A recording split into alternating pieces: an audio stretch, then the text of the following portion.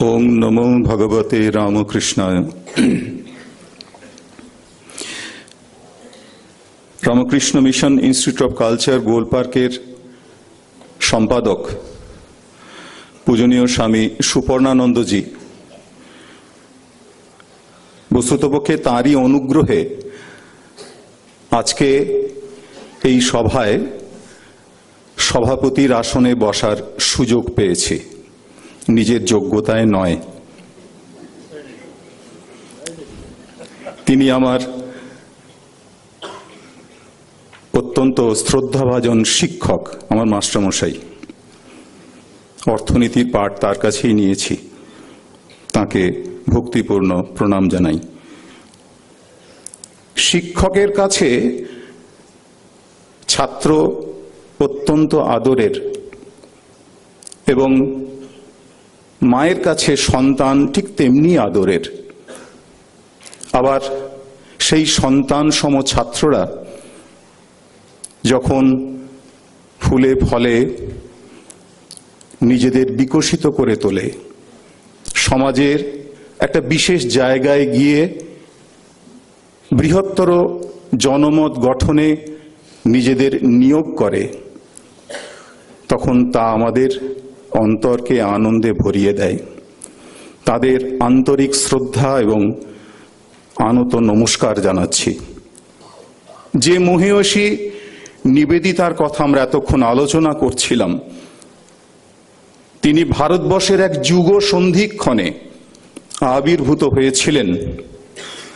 তার অনন্য জীবনের পশ্চাতে বিশ্ব শক্তির যে ধারা কাজ করেছিল, তার স্বরূপ চিনতে না পারলে তার জীবন এবং কর্মকে ঠিক মতন অনুধাবন করা যাবে না। শ্রী অনির্বাণ, যার কথা অধ্যাপক সরকার তার বক্তৃতার শেষে উদ্ধৃত করছিলেন, নিবেদিতাকে মহাভারতের মেয়ে হিসেবে চিহ্নিত করেছেন। মহাভারত বলতে অতীত ও ভবিষ্যৎ দুই ভারতকেই লক্ষ্য করছি, যা নাকি সত্যকার ভারত। ভগিনী নিবেদিতা নিজের পরিচয় দিতে গিয়ে বলতেন রামকৃষ্ণ বিবেকানন্দের নিবেদিতা। নিবেদিতার জীবনে তার নামটি পরম সার্থকতায় উত্তীর্ণ হয়েছিল। তপভূমি ভারতবর্ষের নবরূপায়ণের ক্ষেত্রে নিজেকে তিনি নিঃশেষে উৎসর্গ করেছিলেন। নিঃশেষে উৎসর্গ করার কথা প্রতিটি ক্ষেত্রে আলোচিত হয়েছে। তার যোদ্ধৃত্ব রূপে যেমন হয়েছে, তার তপস্যাপুত জীবনে রয়েছে, তেমনি বিজ্ঞান চেতনাতেও রয়েছে। 19 শতকের শেষ পর্বে তার ভারতে আগমন, পরবর্তীকালে দেশের সমস্ত কর্মকাণ্ডের নেতৃরূপে তিনি যুক্ত হয়েছিলেন ভারতীয় মনীষীবৃন্দ এবং সাধারণ মানুষের সঙ্গে।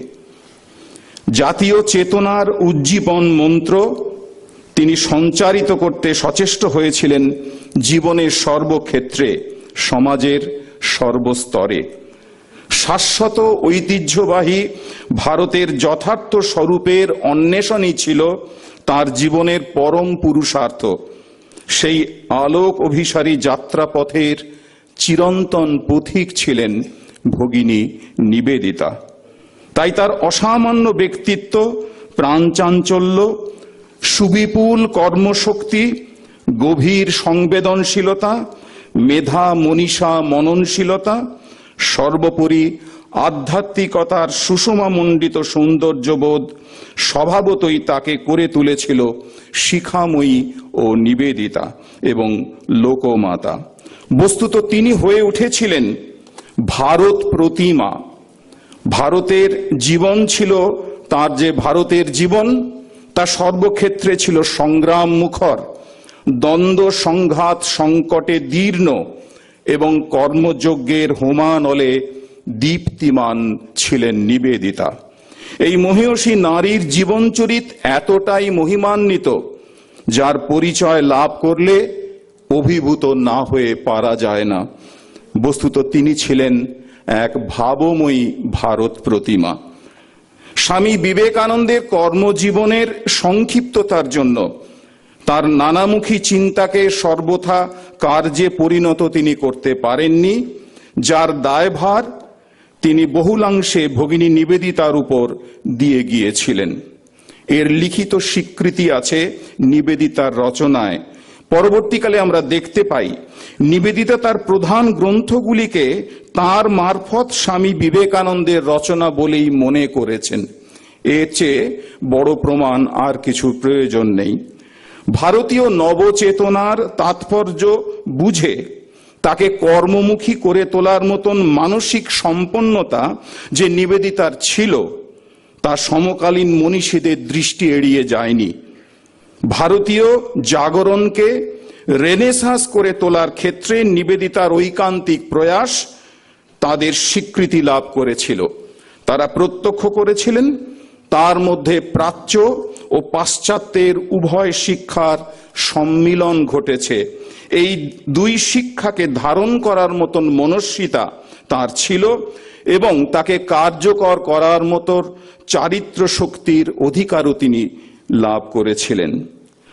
ভারতীয় জনগণের সূচক হিসেবে, সেই জাগরণের সূচক হিসেবে নিবেদিতা সঙ্গতভাবেই ধর্ম জাগরণকে গ্রহণ করেছিলেন, যার নেতা স্বামী বিবেকানন্দ।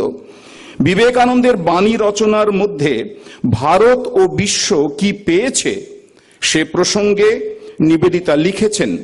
বাণী রচনার ভূমিকায় তার উদ্ধৃতি রয়েছে, হিন্দু ধর্মের প্রয়োজন ছিল নিজ ভাবসমূহের সংকলন ও সংহতি। পৃথিবীর প্রয়োজন ছিল এমন একটি ধর্ম ধারণার যা সত্যে ভীত নয়। এই দুই বস্তুই এখানে মিলবে, অর্থাৎ বাণী রচনায় মিলবে, এ কথা নিবেদিতা উল্লেখ করছেন। বিবেকানন্দ হিন্দুদের দিয়েছিলেন হিন্দু বিশ্বাসের মহা সনদ, চার্টার, এই শব্দটি নিবেদিতা ব্যবহার করছেন, এবং বিশ্ববাসীকে দেন মুক্তির সনদ।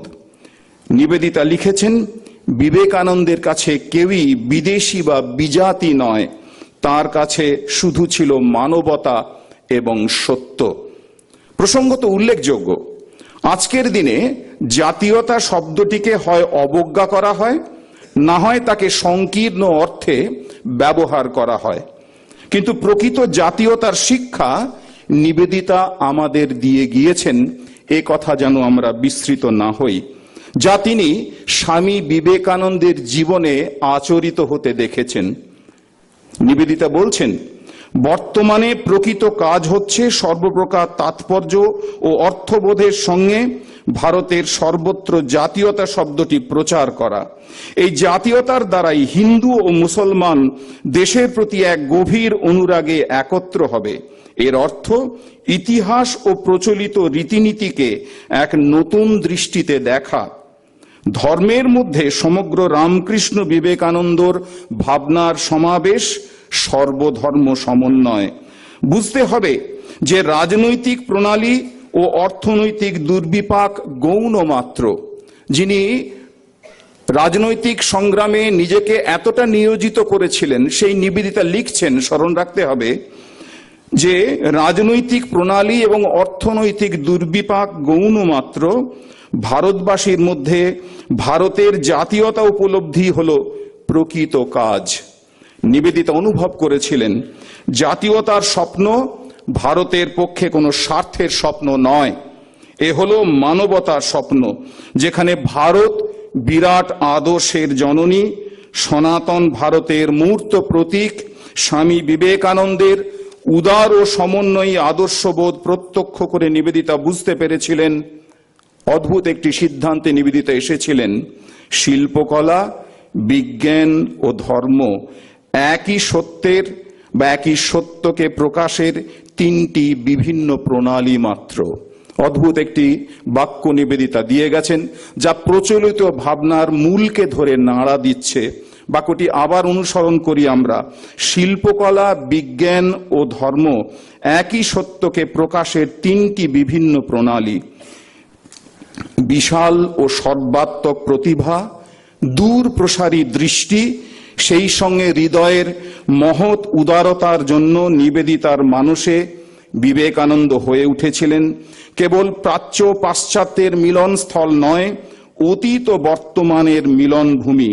ফলত নিবেদিতার প্রত্যয়ী ঘোষণা, বিবেকানন্দ দেখিয়ে দিয়েছেন অতঃপর আর ঐহিক আর পারমার্থিকে প্রভেদ নয়।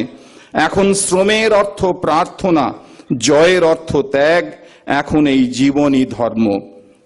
বিস্ময়কর, তবু একথা সত্য, সমকালে ভারতীয় সমাজ ও সংস্কৃতির ব্যাখ্যাতা রূপে নিবেদিতা শ্রেষ্ঠত্ব প্রশ্নাতীত। দুই উপায়ে তিনি সেই ব্যাখ্যা কার্য করেছেন।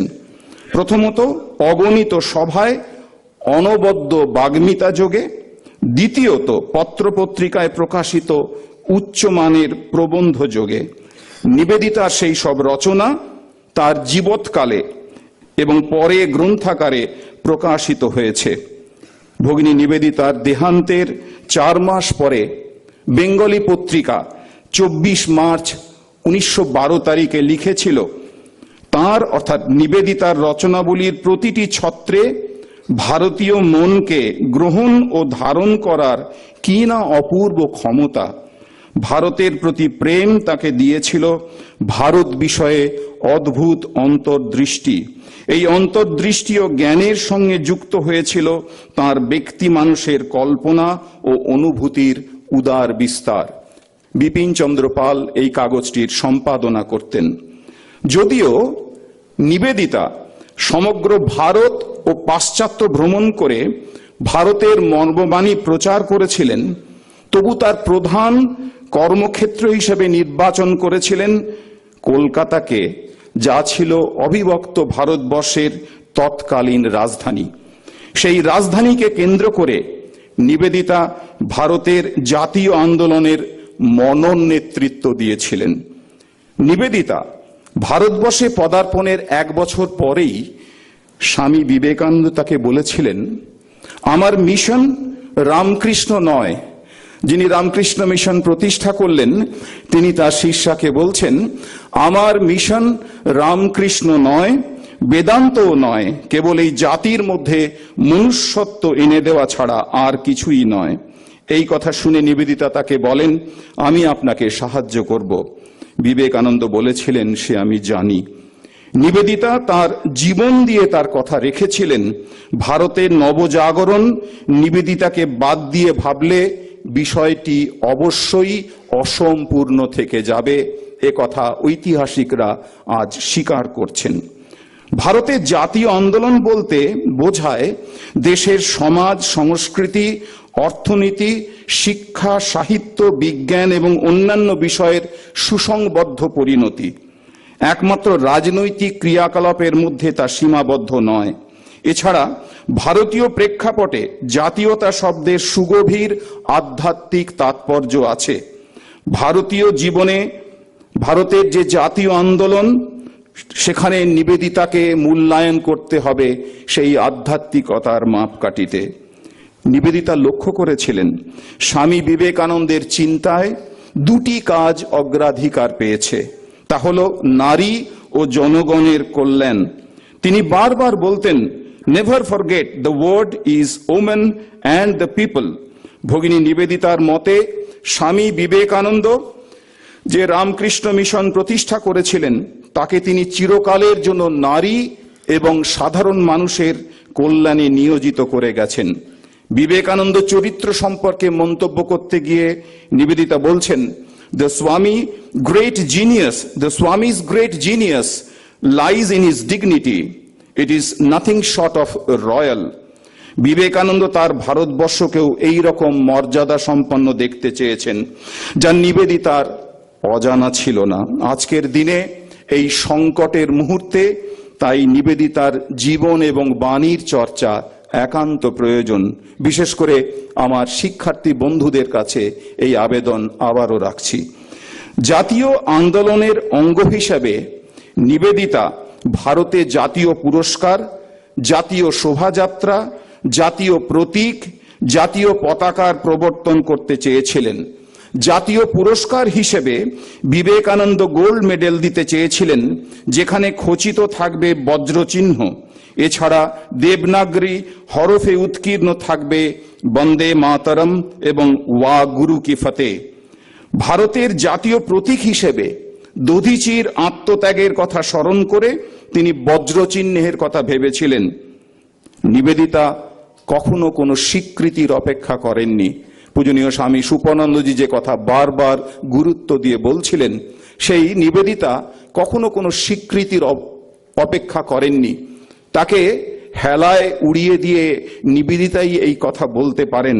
কি বলছেন নিবেদিতা? তিনি নিজের অস্থি দিয়ে সেতু নির্মাণ করতে চাইছেন, যাকে অবলম্বন করে ভারতবর্ষের ভাবী প্রজন্ম ভবিষ্যতের দিকে এগিয়ে যেতে পারে। তার কথায় বলি, আমরা আশা করব না, নিরাশও হব না, আমরা দৃঢ় নিশ্চয়, আমরা আগামী অগ্রগামী মরিয়া দল, ব্যান্ড অফ ডেসপেয়ার, এই শব্দটি ব্যবহার করছেন নিবেদিতা। আমরা নিজের শরীর দিয়ে সেতু প্রস্তুত করব, পরবর্তী সৈন্যদল সেই সেতুর ওপর দিয়ে পার হয়ে যাবে। আবার শিক্ষার্থী বন্ধুদের কাছে ফিরে যাই। যদি কোনো সেতু দিয়ে আমরা উজ্জ্বল ভবিষ্যতের দিকে এখন এগিয়ে যাচ্ছি মনে করে থাকি, তাহলে অবশ্যই আমাদের নিবেদিতার কথাকে সত্য বলে মেনে নিয়ে একথা মানতেই হবে, তার অস্থি নির্মিত সেতু দিয়েই কিন্তু আগামী ভবিষ্যতের দিকে আমরা অগ্রসর হচ্ছি। সেক্ষেত্রে আমাদের নিবেদিতার কাছে কতটা ঋণ, তা আবারও আমাদের আত্ম অনুশীলন করে দেখার জন্য অনুরোধ করছি। নিবেদিতা তার ভারত প্রেম তরুণ প্রজন্মের মধ্যে সঞ্চারিত করতে পারতেন। বিবেকানন্দ বোর্ডিং হাউসের অন্যতম ছাত্র প্রমথরঞ্জন পাল তার অমূল্য স্মৃতি কথা রেখে গেছেন। নিবেদিতা তাদের কয়েকজনকে নিজের বাসগৃহে ডেকে এনে বলেছিলেন, তোমাদের এখন ধর্ম হলো তোমাদের মাতৃভূমিকে জানা। মা এবং মাতৃভূমির মধ্যে কোনো তফাৎ করো না। বলতে বলতে নিবেদিতা উদ্দীপ্ত হয়ে উঠলেন। প্রমথরঞ্জন পাল লিখছেন, নিবেদিতা বলছেন, you should love her, respect her, serve her, worship her with most reverential salutations. বন্দে মাতরম। নিবেদিতা এমন গভীর ভাবাবেগে এই শব্দবন্ধ উচ্চারণ করলেন, যা সেখানে উপস্থিত তরুণদের হৃদয়ে গভীরভাবে নাড়া দিয়ে গেল। সেখানেই তিনি ক্ষান্ত দিলেন না। পরদিন বিকেল বেলায় হঠাৎ তাদের ছাত্রাবাসে তিনি এসে হাজির, সঙ্গে একটা লম্বা প্যাকেট। সেখানকার অধীক্ষক যিনি ছিলেন ছাত্রাবাসের, তাকে ডেকে একটি পেরেক দেওয়ালে প্রথিত করে সেখানে যেটি টাঙালেন সেটি হচ্ছে ভারতবর্ষের একটি ম্যাপ। ছাত্রদের সেখানে জমায়েত করে ভারতবর্ষের ম্যাপটিকে দেখিয়ে, মানচিত্রকে দেখিয়ে নিবেদিতা অদ্ভুত কয়েকটি কথা বলেছিলেন। কি বলেছিলেন? আবেগপূর্ণ ভাষায় বলছেন, তোমরা এতদিন ভূগোলে কেবল পাহাড়, নদী, মরুভূমির বর্ণনা পড়েছ, কিন্তু এই মানচিত্রে তোমরা তোমাদের মায়ের ছবি দেখছো, জীবন্ত ছবি। পাহাড় পর্বতগুলি মায়ের অস্থি এবং নদী এবং স্রোতধারাগুলি শিরা উপশিরা, মাঝখানে শূন্য স্থানগুলি মৃত্তিকা দিয়ে নয়, তার রক্ত মাংসে পরিপূর্ণ, গাছপালা তার মাথার চুল। এভাবে ভারতের বর্ণনা করতে করতে ভাবাবেগে নিবেদিতার কণ্ঠ আবেগে রুদ্ধ হয়ে এলো। সব ছাত্ররা তার সঙ্গে গলা মিলিয়ে বলে উঠল, বন্দে মাতরম। নিবেদিতা গোপনে গুপ্ত সমিতির সদস্যদের চিঠি লিখেছেন। জ্বলন্ত সেসব চিঠি, সে সমস্ত চিঠি প্রকাশ করে গেছেন স্বনামধন্য গবেষক অধ্যাপক শঙ্করী প্রসাদ বসু। তিনি বুঝেছিলেন যে পরাধীন ভারতবর্ষে থেকে বেশি কাজ করা যাবে না, তাই ওদেশে থাকা স্বল্প সংখ্যক ভারতীয় বন্ধু ইংরেজদের কাছে রাশি রাশি চিঠি লিখে ব্রিটিশের অত্যাচারের কাহিনী তাদের জানাতেন। নিবেদিতা দেখেছিলেন সে যুগে পোপের ধর্ম না মানলে অমানসিক পীড়ন করা হতো। রোমান, স্প্যানিশ, রুশ কোনো বিপ্লবের সঙ্গে সেই অত্যাচারের তুলনা নেই। আর সেই সবকে ছাড়িয়ে গিয়েছিল ভারতীয়দের ওপর ইংরেজদের অত্যাচার। তার বর্ণনা রয়েছে নিবেদিতার একাধিক চিঠিতে। স্বীকারোক্তি আদায়ের জন্য ছেলেদের নখের নিচে পিন ফুটিয়ে অথবা উল্টো করে ঝুলিয়ে রেখে তাদের অকথ্য যন্ত্রণা দেওয়া হতো। তার পুঙ্খানুপুঙ্খ বর্ণনা নিবেদিতা তার চিঠিতে রেখে গেছেন। সেই চিঠিগুলি পাঠাতেন ইংল্যান্ডে।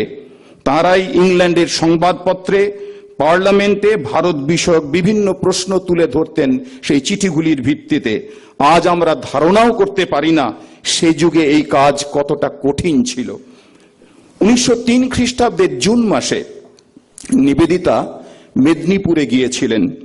5 দিন সেখানে ছিলেন, 5 দিনে 12টি বক্তৃতা দিয়েছিলেন এবং একটি ব্যায়ামের আখড়ার তিনি উদ্বোধন করেছিলেন। কিভাবে উদ্বোধন করলেন? বক্তৃতা করে নয়, নিজে তলোয়ার খেলে, মুগুর ভেজে, লাঠি চালনা এবং অন্যান্য কসরত করে তরুণদের উৎসাহিত করেছিলেন। কিছু আগ্রহী তরুণীকে তিনি বন্দুক কিভাবে ছুঁড়তে হয় তাও শিখিয়ে দিয়েছিলেন। সেই আখড়াগুলি অন্তরাল থেকে বিপ্লবী চক্রে কাজ পরিচালনা করত। অনেক বিপ্লবীকে আমরা লাভ করেছি। তাদের মধ্যে সত্যেন বসু, ক্ষুদিরাম বসু, নিরাপদ রায়, জ্ঞান বসু, হেমচন্দ্র কানুনগো প্রভুকে নাম বিশেষভাবে উল্লেখযোগ্য এবং একই সঙ্গে বেশ কয়েকজন নারী বিপ্লবীও ছিলেন। যোদ্ধৃত্বের কথা আমরা শুনেছি অধ্যাপক জয়দীপ ঘোষের কাছে। এই যোদ্ধৃত্ব নিবেদিতার রক্তের সাথে সব সময় যেন মিশে ছিল। ভাব সংঘাতের মধ্য দিয়ে নবযুগের সূচনা হয় এ কথা আমরা জানি। ইতিহাস সাক্ষ্য দেয় নবযুগের অগ্রদূতদের নানা বাধা বিপত্তি এবং প্রতিকূলতাকে অতিক্রম করে অগ্রসর হতে হয়। আঘাত ও যন্ত্রণা তাদের প্রত্যেকের জীবনের নিত্য সঙ্গী হয়ে ওঠে। তাদের আত্মোৎসর্গের কঠিন মূল্যে নতুন যুগের উন্মেষ সম্ভবপর হয়। ভারতবর্ষের নবজাগরণে নিবেদিতার ভূমিকা ছিল ঠিক তেমনি। নিবেদিতা একদিকে যেমন সেবিকা, বান্ধবী এবং মাতা, তেমনি অন্যদিকে যোদ্ধাও। নিবেদিতার সমকালের যে সমস্ত মনীষীদের স্মৃতি কথা পাওয়া যায় তাদের অনেকের বক্তব্যে নিবেদিতার যোদ্ধৃত্বের সবিশেষ স্বীকৃতি আছে। নিবেদিতার এই মানসিকতার পশ্চাতে ছিল তার ধমনীতে প্রবাহিত কেল্টিক রক্তস্রোত আর বিবেকানন্দের কাছে পাওয়া প্রেরণা তথা আশীর্বাদ। আরও একটি গভীর কারণ ছিল তার ব্যক্তি জীবনে, সেটি হচ্ছে নিবেদিতা জগন্মাতা কালীকে ভালোবেসে ফেলেছিলেন। বিবেকানন্দের অগ্নিবর্ষী বাণী নিবেদিতার অন্তরের বারুদে অগ্নি সংযোগ করেছিল। বিবেকানন্দ তাকে বলেছিলেন, কজনই বা মৃত্যুকে বা কালীকে উপাসনা করার সাহস দেখাতে পারে? এসো মৃত্যুর উপাসনা করি, ভয়ঙ্করকে আলিঙ্গন করি। তাকে ভয় না পেয়ে, নরম করে না নিয়ে, দুঃখ জেনেই দুঃখ পূজা করি এসো। তিনি আরো বলেছিলেন, I love terror for its own sake, despair for its own sake, misery for its own sake, fight always and fight on, though always in defeat. That's the ideal, that's the ideal. দ্বিতীয়বার তুরিয়ানন্দকে সঙ্গে নিয়ে স্বামীজি যখন আবার পাশ্চাত্যে যান, নিবেদিতা তার সঙ্গী ছিলেন। জাহাজের ডেকে দাঁড়িয়ে নিবেদিতা স্বামীজির কণ্ঠ থেকে এই অগ্নিবর্ষী বাণী শুনেছিলেন। তাই তো আমরা দেখতে পাই পরবর্তীকালে কালীঘাটের কালী বক্তৃতায় নিবেদিতা বলছেন, আমাদের জীবনের যন্ত্রণার মুহূর্তেই কি মহাসত্য আমাদের কাছে আবির্ভূত হয় না? পূর্ণ প্রেম, পূর্ণ সৌন্দর্য, পূর্ণ আনন্দ রূপে? প্রশ্নের ছলে নিবেদিতা তার বক্তব্য রেখে গেছেন।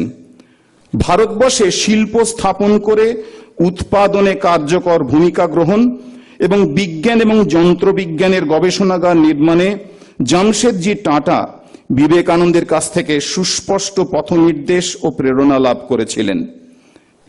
অধ্যাপক অরিজিৎ সরকার এ নিয়ে বিস্তৃত আলোচনা করেছেন। তাই ভারতের ইতিহাস, যে বিজ্ঞানের যে ইতিহাস, তাকে যদি পর্যালোচনা করি আমরা দেখতে পাব ভারতে ইস্পাত প্রকল্প এবং রাষ্ট্রীয় বিজ্ঞান সংস্থান প্রতিষ্ঠার স্বপ্ন পরবর্তীকালে সাকার রূপ ধারণ করেছে।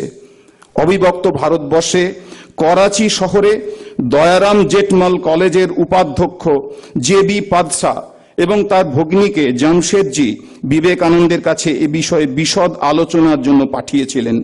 স্বামী বিবেকানন্দ তাদের সঙ্গে নিবেদিতার পরিচয় করিয়ে দেন।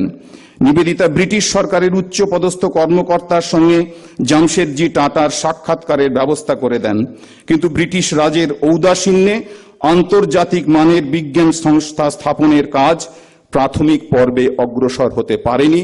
বরং বলা চলে ব্যাহত হয়েছিল। কিন্তু নিবেদিতা হাল ছাড়ার পাত্রী নন। তিনি ব্রিটিশ সাংসদদের সঙ্গে যোগাযোগ এবং অগ্রণী বিজ্ঞানী তাদের স্বাক্ষর সংগ্রহের অভিযান শুরু করেছিলেন। স্বামী বিবেকানন্দের বন্ধু ও শিষ্যদের মধ্যে গবেষণার বিশ্ববিদ্যালয় গড়ে তোলার ব্যাপারে জনমত তৈরির কাজেও নিবেদিতা নিজেকে নিয়োগ করেছিলেন।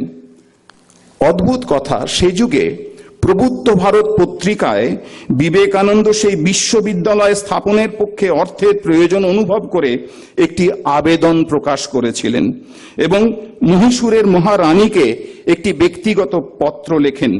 অবশেষে মহীশূরের মহারানী স্বামীজির চিঠির পরিপ্রেক্ষিতে বেঙ্গালুরুতে 400 একর জমি দান করেন এবং সংস্থা স্থাপনের জন্য প্রয়োজনীয় মূলধন দান করেন।